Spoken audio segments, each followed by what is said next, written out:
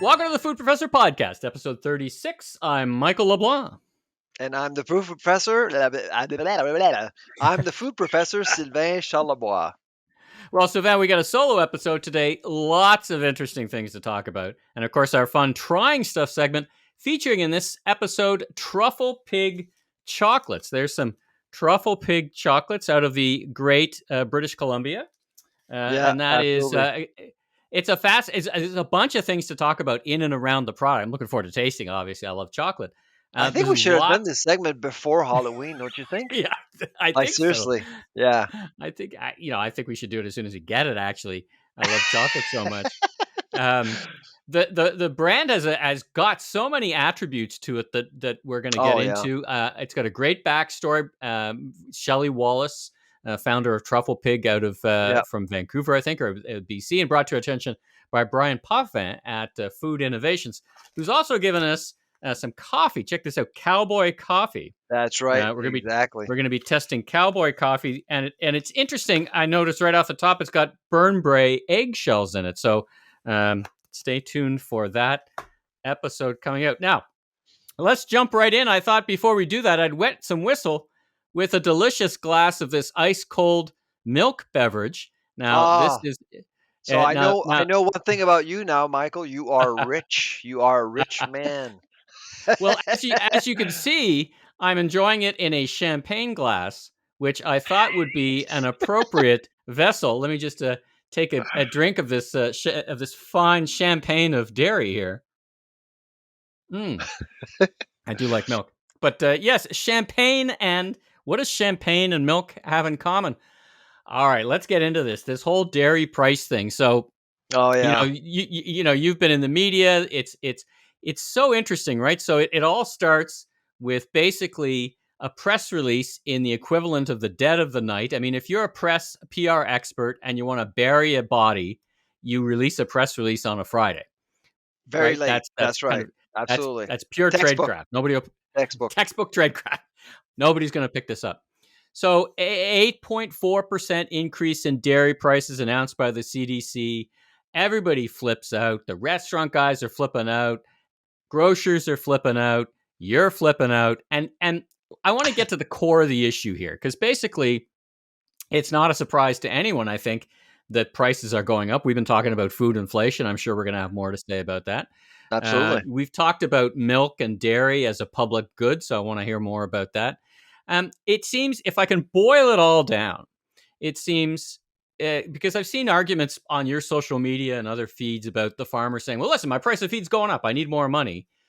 On the other hand, it seems, if I boil it all down, your core is, I don't see the data.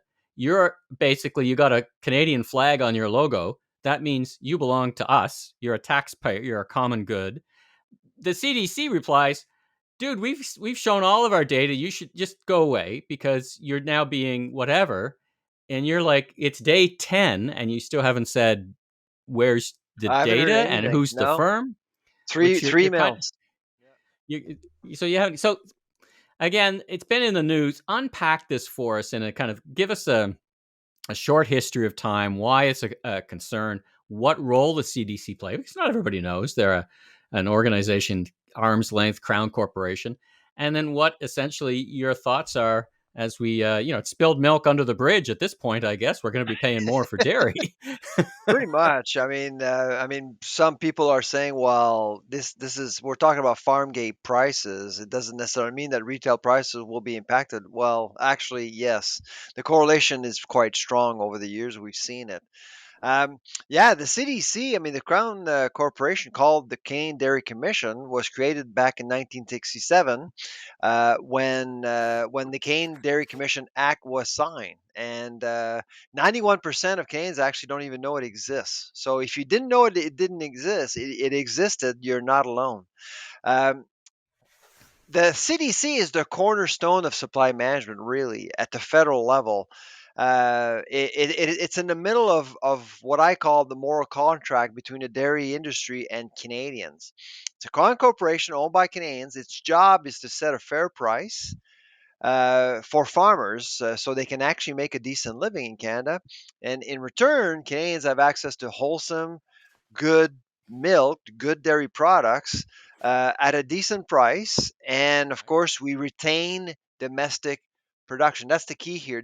Supply management is really about keeping farms here in Canada. Now, when you say Canada and dairy farms, my assumption or my understanding is that is by and large Quebec and Ontario. But how across the country is dairy farming? I always think of Quebec when I think of dairy farming, but maybe that's just my bias. Yeah, no, it's basically 80% of dairy production in Canada is in both Quebec and Ontario. So, and that has happened over time. Mm, Most of the processing occurs in Quebec and Ontario. That's why there's been a lot of consolidation in dairy production. And in fact, supply management was actually designed to prevent consolidation to occur. In 1970, we had almost 45,000 dairy farms in Canada. Now we're down to about 10,000 today. And this month, we are likely to lose about 20 to 25 farms this month. And so the system is not there to protect dairy farming. It's there to protect some dairy farmers. And I think that's what people are starting to understand. And the way that the CDC operates, the press release on a Friday night, no raw data, no communication with media and everything else. I think people are starting to realize that the Canadian Dairy Commission, a crown corporation, and the Dairy Farmers of Canada are one. That's mm, mm. basically what has happened. I knew it was going on for many years. I studied the CDC for now 20 years, and I knew there was this confusion, and even the 80 people working at the CDC are probably very confused about their mandate, which is probably why I'm not getting any emails back from them because they probably feel it's not their job. They are public servants. They do work for the Canadian public. So, how does such a thing happen? I mean, okay, 25 dairy farmers are going out of business. Part of the rationale, which I wholeheartedly support, is uh, domestic creation and lack of concentration. So it is, as I understand it, a lot of small independent farmers who make the delicious milk. I love milk of any kinds of sorts. So what's going wrong? Why don't I guess asked differently? If 25 dairy farmers are going out of business, is it because their costs are making dairy farming too expensive? And does this then justify an 8% increase? So is it the percentage of increase, the 8%, 8.4, I think, that bothers you more than the process behind it? Or are those two things connected in your mind? Well, let's talk about the 8.4% first. I actually do believe that dairy farmers deserve that amount and probably more, to be honest. Given what's happening around the world, frankly, I wasn't overly surprised by the 8.4%. The the concern that I have is transparency and governance. Mm. I mean, who sets, who recommends the 8.4%, and how did they come up with the 8.4%? I've had that question every single year. We're talking about it this year because it is 8.4%, which is a lot, and 12.4% for butter. And we all know why butter is Mm. going up 12.4%. Buttergate, It's Buttergate. because of Buttergate, and but they're not saying it. They don't want to say it Mm. because it looks bad on the industry. Why is it that the CDC, the Canadian Dairy Commission, is concerned about the image of the industry? I do not understand that at all. Uh, They should be not arm's length. They should be very separate entities. Absolutely, Uh, very objective. Now, let's say, for argument's sake, that we go ahead with the recommendation, we go ahead with the 8.4%. What do you think is going to happen with the rest of the industry? How do you think processors are going to get? How do you think Lactalis, Saputo, and on Friday night when the news came out, I actually didn't know because it happened on a Friday night. I got a phone call from a very good buyer of milk, industrial milk, who told me, asked me, "Did you see the news? What news?" He was the one that told me because he was panicking.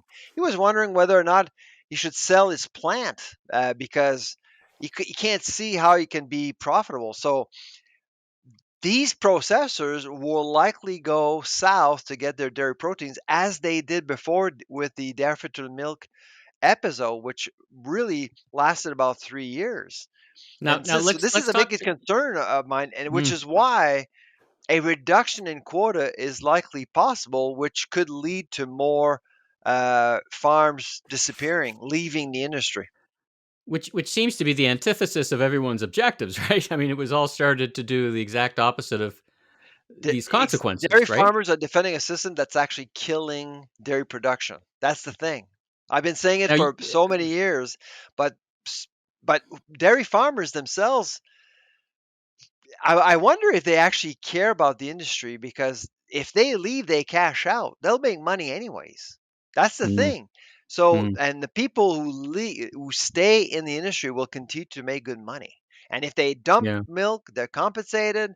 They actually get money from the government over the next 3 years, almost $2 billion, and we spoke about that. So, I mean, the system doesn't really incentivize the industry, dairy farmers, not to really think about the welfare of the sector itself.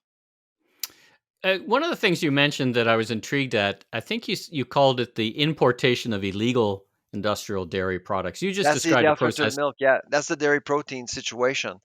And so there are different ways of calling these dairy proteins. And Yeah. frankly, if you want to save a bit of money, and by the way, if you're buying industrial milk in the US, it's a quarter of the price. A Huh. quarter of the price. How is the That's a big quality? difference. Like my and maybe this is just a bias, but my understanding of milk in the U.S. is the quality of like to like milk on regular is lower than it is in Canada. Would you agree, or am I just thinking about that? I mean, I remember reading something that the Americans allowed more chemicals or more different things in their Growth milk, and hormones, yeah, BST, yeah, blah blah blah. So this is again the dairy farmers of Canada's playbook of of playing that fear factor. The mm, reality in the US is that there are several ways to produce milk. Unlike Canada, where you have to follow strict protocols, in the US you have different ways to manufacture milk. About 5% of dairy farms in the US are actually using growth hormones. yeah, 5%. And that 95% are 5% not. won't export to Canada. Mm. Canadian, do you think that Lactalis or Saputo and AgriPro don't care about the quality of their products? Of course they do. Of course They they do. won't Of buy course they do. crap. But if they can actually buy good quality product, good quality meal for a quarter of the price, why wouldn't they? And that's the thing that concerns me quite a bit. All right. So, two questions, and then we'll kind of wrap this up. We got lots of other stuff to talk about. Question one is: you said if this goes through, I think that's what you said. Is this not a done deal? Is there something that can, reverse this decision? And I guess the second thing is, all right, I'm going to make you the president, chair, director general, grand poobah of the dairy industry. What would you do, and how would you do it differently? That could be an entire episode separately. So first of all, is this a done deal? And then secondly, it's probably a bit of an unfair question because it's a very big question. Yeah. If I waved a magic wand or a champagne glass filled with milk in your direction, and you were now in charge, what would you do differently? So first thing is, Yeah. done deal? Yes or no? Well, let me ask you a question, Michael. If I offer you a raise, would you take it? I think hard. No, I take it. Yeah, I take it for sure. Of course, That's the of question course. you're asking about the But provincial boards. So but and frankly, Quebec, by the way, Quebec is asking for more than 8.4%. They think it's not enough. yeah. This is what supply management forces dairy producers not to think about marketability, not Mm. to think about consumers themselves. They just think about farm gate, they think about price. That's it. So they think that 18% should be the appropriate percentage. Can you imagine 18%? Wow. It's crazy. So there's a complete disconnect between what goes on the farm in Canada versus what's actually happening in grocery stores affecting us, all And of us. restaurants, right? And the restaurant Yeah, industry is, as you know, restaurants don't resell. It's an input. It's a cost input. And in some things, I'm sure if you're right now Tim Hortons or Starbucks, this is bad news because, I- there's a If you lot, you know, talk to Todd, talk to Todd, the CEO of Restaurants Canada, he'll tell you pizzerias are Mhm. livid right now because half the cost to produce one pizza, it's the cheese. Sure, That's what's going to sure. happen with cheese. It's going to increase significantly next year. So it's really tough. And so going back to the CDC and to answer your second question, I would say change the governance, give a voice to processors, give a voice to restaurants and consumers, so And you can grocery. actually make governance work for Canadians. And secondly, you got to work on transparency and make that raw data available, because right now, I mean, the reports that they post on their website is worthy. I mean, I actually think that a undergraduate accounting student can actually do a better job than what they're doing right now. It's the same report every year, Mm, worded the same way, and the CDC has claimed several times now in the media that accountants are behind the right. pricing Yeah. formula. Which ones? Which No ones? Who's? no word in terms of which firm is behind the numbers, which account is behind the numbers, and frankly, I'm quite concerned about that statement because I'm not sure there are any accountants behind these numbers. That's the thing, because we Mm, don't know if the raw data was verified by accountants, because it could be self-reporting. I mean, they call farmers, say, listen, how much does it cost you to heat your barn this year? Oh, it's and they don't verify anything. So Canadians may be paying for averages and mediocrity. averages and anecdotes. Um, Yeah. all right, all right. Well, let's leave it there because I think we could talk about more of this as this story Oh, develops. Kind I of a will start getting to a lot of nasty emails again. yeah, you got to answer all those nasty emails. Yeah. Um, let's talk about for the viewers and reminder to everyone who's listening on the podcast. We have a YouTube channel. You're not in your usual place. You're in what looks like to be a hotel room. Of course, you sound a little different with a different mic. I believe you're in front of the folks from Saint Hubert Chicken. Quick story about Saint Hubert. I lived, as you know, I grew up in Ottawa, and it was Yeah. the special trip to go to Montreal with me and my parents when I was a kid. And there is one place we always had to go before we left, and that was Saint Hubert for their delicious. Really? Yeah, yeah, it's very close to my heart, Saint Hubert, and I was excited when they came here to Toronto. I was disappointed that they disappeared. Maybe they'll come back, but But tell me. There's a Saint Hubert in Ottawa. I'm surprised you had to drive over to Montreal. I'm not sure there was at the time. And On this Saint is a Laurent few. Boulevard. Maybe it wasn't there when you grew up. I'm not sure it was, but anyway, it was not my impression that it was. Yeah, I don't know. I was 10. I don't know. Maybe there was. Maybe there wasn't. Um, I was a young fella. So, They didn't what do tell you? you. They hid it from you. So what brings you there to chat with the folks at Saint Hubert, and you've got some breaking news for us about an upcoming guest as well.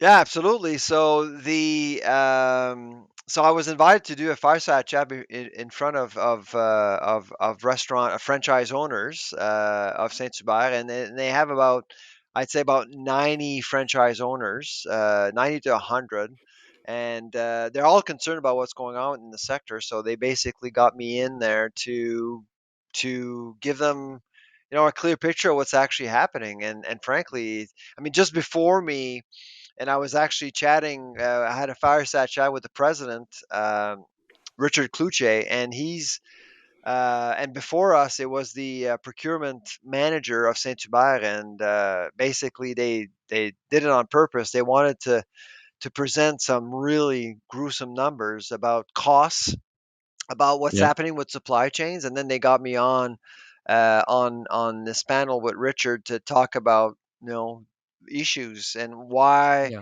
why Kind of this is validate it, happening. right? Yeah. Yeah, I mean, kind of, they're kind of. restaurant managers, so they can't really, they're not thinking about the entire supply Yeah, chain. So I got them to think about what's actually yeah, going on. And frankly, I didn't get rid of that word transitory in your language, because for food, it doesn't apply. yeah, yeah. And of course they're franchisees, which means they're net takers of whatever prices and costs are given to them. So I guess it's a good initiative to explain here's why, right? Because that as opposed to leave them in the dark. You mean they're great Yeah, operators, exactly. but they And don't. of course, we're in the middle right now of preparing Canada's food price report, which will be Yes. released on December 9th. Mm, So I'm actually working on the report right now with my team, and it's not looking great, Mike. yeah. Listen, Yeah. I think 2022 is not going to be. It's not going to give a break to consumers, whether it's at Mm, the restaurant or in the grocery store. But Canada is not an isolated case. It's happening everywhere yeah. around the world.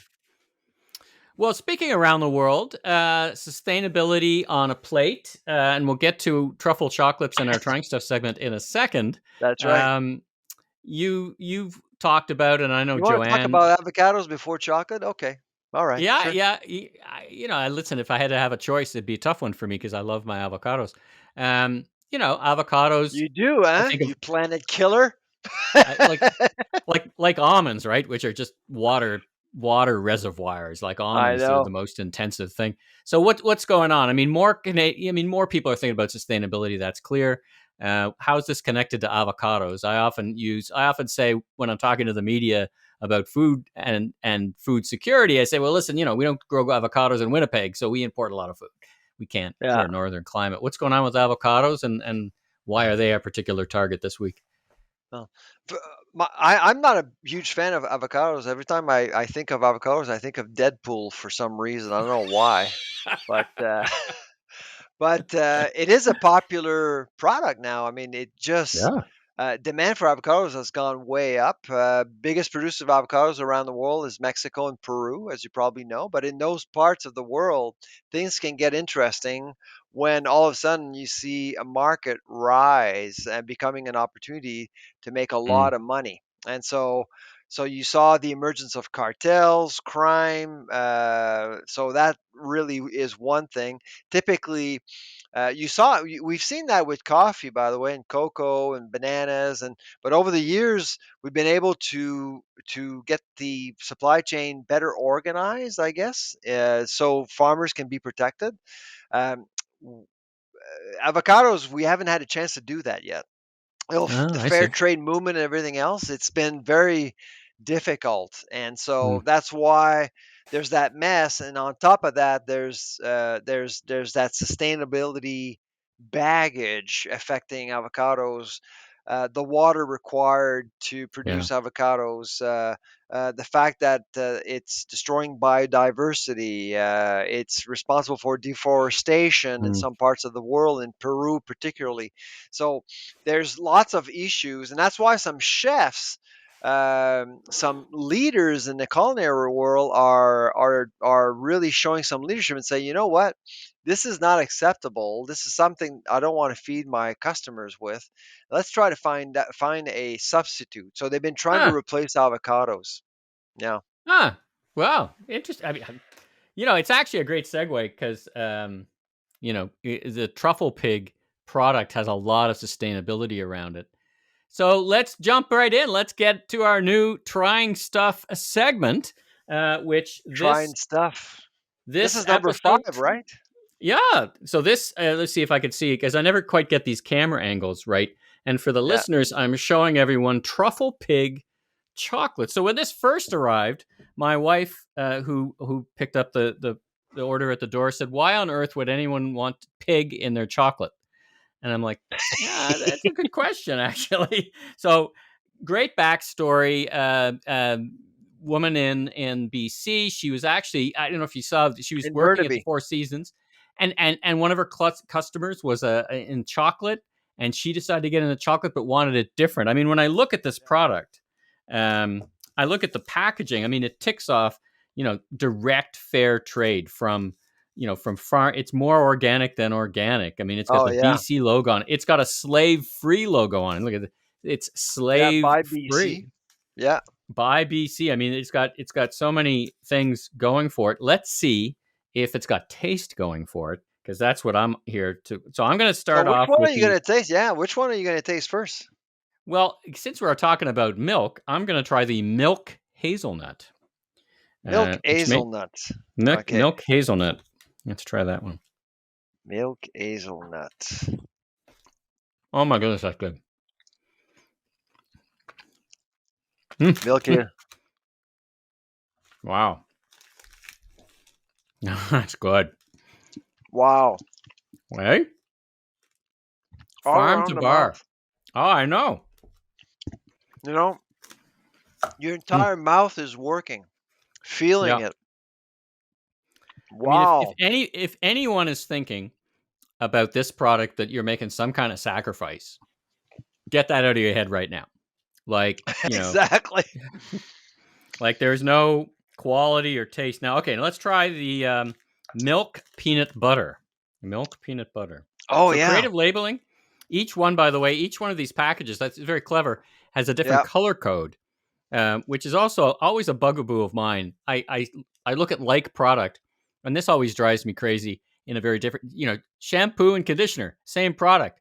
If I don't have my Yeah. glasses on in the shower, I can't tell you how many times I've washed myself in conditioner. Anyway, too much information. Too But much this is very information there. clear. Yeah. Yeah. Milk peanut butter. Mm. Mm. This is very good. So I tried dark peanut butter. You're trying milk peanut butter. The dark Hmm. peanut butter I like even more. 70% cocoa. Oh my God. It works This is so like well. this is like a Hershey's peanut butter cup for adults, like like Yeah. so rich. Not that nothing wrong with Hershey's. I love those too, but it's just somehow the blend. All right, last one, milk cashew butter. Milk cashew butter. I'm Yes, I saw that one. Yeah. Yeah, here it is in the green. Yeah, Let's it's in try a this green one. right here. I have to try that one. This is very good, huh? For a nice afternoon. It's a tough job. Mm. Mm. Subtle flavors of the cashew. Like each one of these, I was wondering when I looked at all the What is different types. going on? My goodness. Yeah. Working, working. Mm. When I was looking at all these, I'm like, how different are these really going to be? Of course, the base is this, it feels like the same chocolate, but the flavors are both subtle, but, you know, different, right? Like, you're And it having says, something different. you probably, just to be clear, their motto is farm to bar chocolate. Yep. I thought I really now when you think about farming in Canada, you don't think about chocolate because cocoa is made it elsewhere, right? But Yep. they made Well, it Canadian, yeah. and No, that's my a good goodness, point.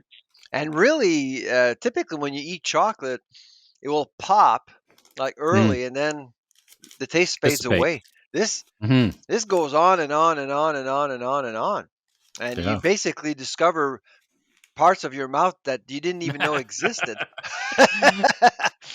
Well, wait a minute. I'm gonna have a champagne glass of milk here just to wash this chocolate down. Yeah, exactly. But this is Mm, really a good product. My yeah. goodness. Yeah. Well, and Congratulations. yeah, congratulations to Truffle Pig. I mean, and she talks about it's got a great website actually. So I'll put the link in the show notes. Go there. Yes, Talks about the absolutely. journey to Colombia. I think where she sources all her chocolate and the fair trade. I'm going to pay them more than they could make. I'm going to overpay basically. And I think this reflects a really interesting trend as we cast our minds back 20 years ago. Chocolate was off the radar screen in terms of fair trade. Like I didn't care where my chocolate came from. Now, That's right.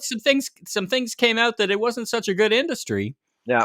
Particularly some big global players who sell chocolate were not being, my perception, not being very fair to the farmers, and it's been a Yeah. real renaissance, ground up with small players first. I also think, I think of Truffle. I think of also from BC. I think of Purdy's chocolates, which Yes. converted all their chocolates as well Yeah.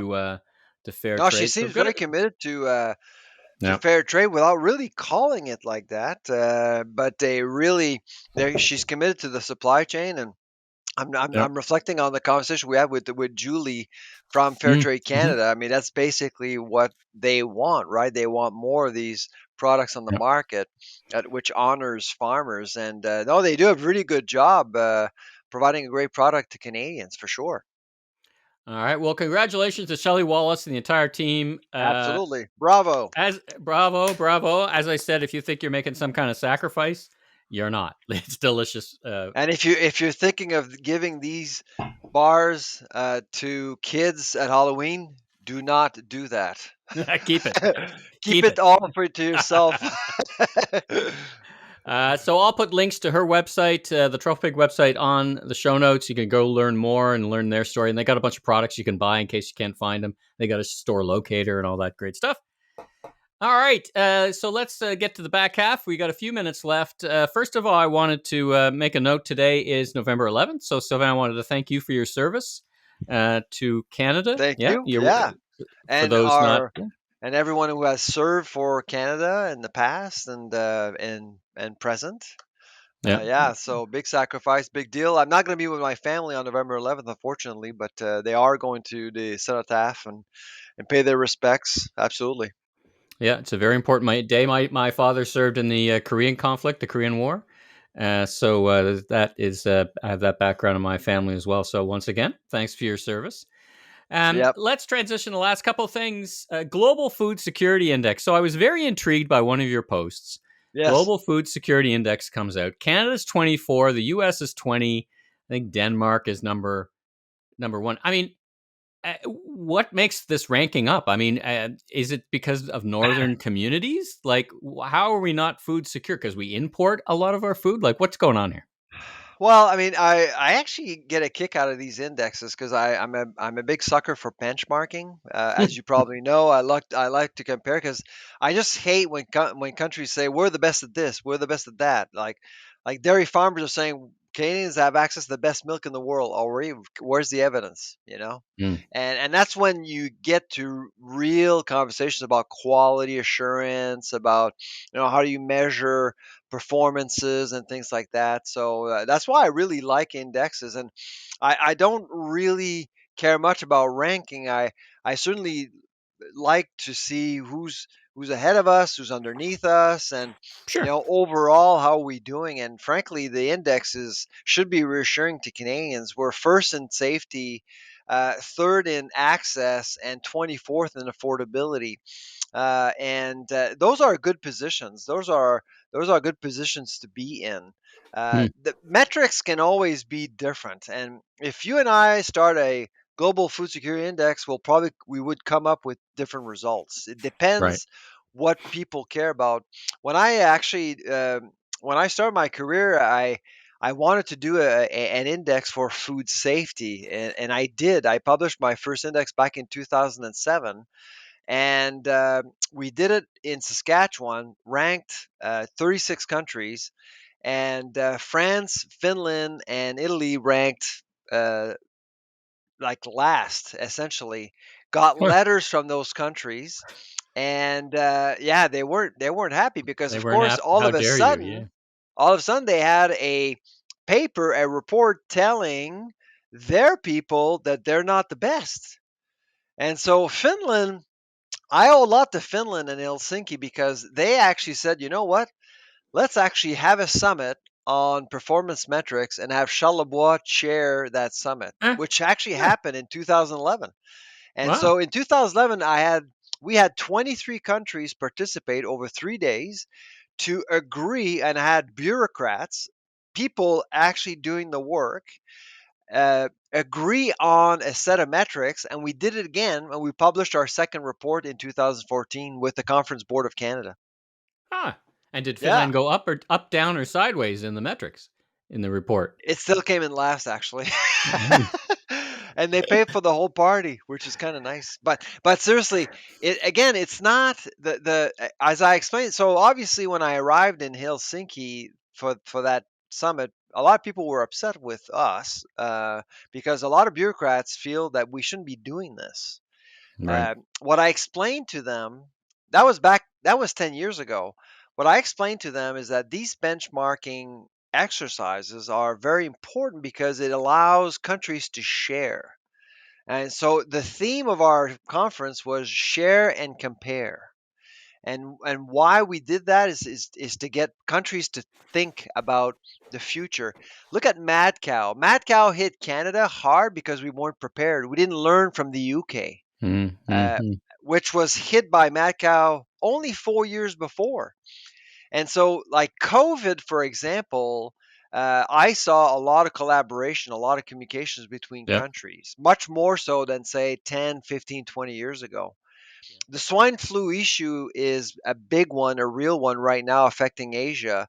And Still, if yeah. the swine flu was to hit Canada, it would be devastating to our hog industry. And our hog industry, we produce 20 million pigs in Canada. It would be, and right now, what I'm seeing from the CFIA is the CFIA proactively engaging with Asia to learn how to contain the risks. And this is what it's all about, really. Yeah. I mean, it is.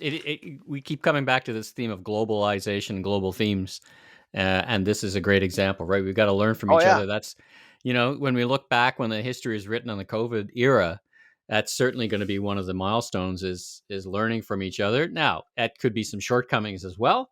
We'll learn. We may never learn the full history, but the history and development of the vaccines, I think we've learned some lessons. So interesting. Yeah, that's right. Exactly. All right. Well, listen, we're gonna have to leave it there. We're kind of running out of time. I'm gonna go have some Swiss Chalet. I can't have my Saint Hubert, but I'm gonna have the next And best thing, wash Swiss down that Chalet. chocolate, of course. Wash down the chocolate. I'm gonna have some Swiss Chalet today for real. We already talked about that. That's Love right. the Swiss Chalet. Now, oh, okay. One Well, and question. tonight I'm actually having dinner with Richard and his team, and Ah, so I'll be able to talk to different folks involved in the restaurant business. So it's going to be a great night. well, you ask them my one question. I ask everybody when we have Saint Hubert Swiss Chalet. Do you dunk your chicken in the gravy or do you pour the sauce over? I'm a pourer. I like to pour it. Dunker or pourer?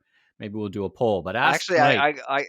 that's a good question. The question I was asked at the end of our panel was it traditional or creamy? Do you know? Do you remember that? Yeah, When you're served at Saint Hubert, you're given a choice for coleslaw, traditional or creamy.